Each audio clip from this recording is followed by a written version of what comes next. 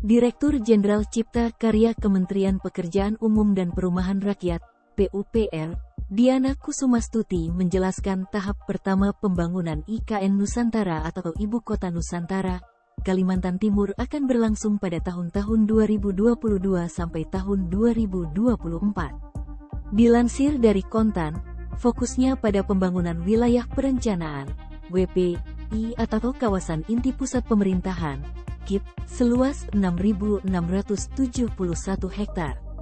Dari luas tersebut 49% diantaranya, 3.271 hektar, akan dipertahankan sebagai kawasan hutan, kata Diana dalam keterangan resminya, Selasa, 7/3.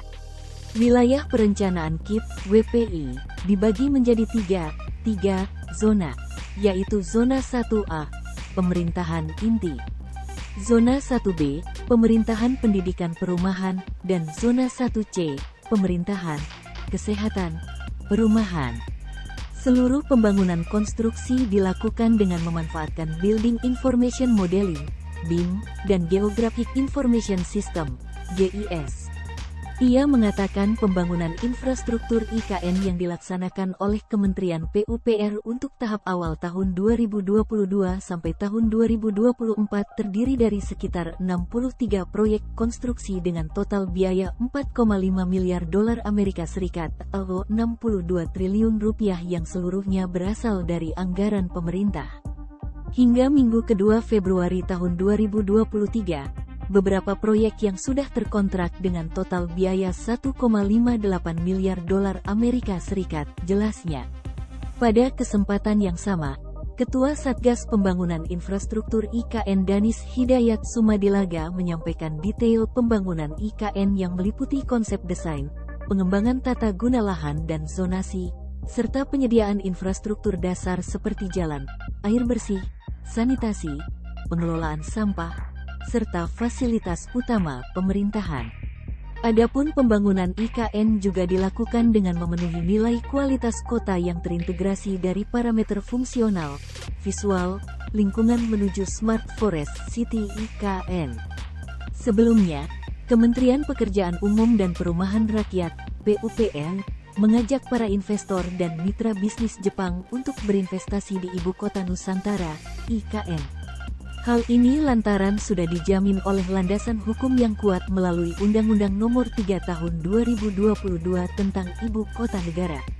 Untuk itu pemerintah Indonesia telah membentuk Otorita IKN, OIKN, yang akan melaksanakan penyiapan, pembangunan, pemindahan, dan pengelolaan IKN. OIKN akan mendukung penuh para investor yang akan bergabung membangun IKN melalui mekanisme kerjasama pemerintah dan badan usaha, KPBU. Terbaru, Deputi Bidang Sarana dan Prasarana Otorita Ibu Kota Nusantara, Sylvia Halim mengatakan, kegiatan pembangunan di IKN Nusantara, Kalimantan Timur sudah mencapai 23%. Menurutnya, saat ini pembangunan di IKN fokus pada kawasan inti pusat pemerintahan, KIP.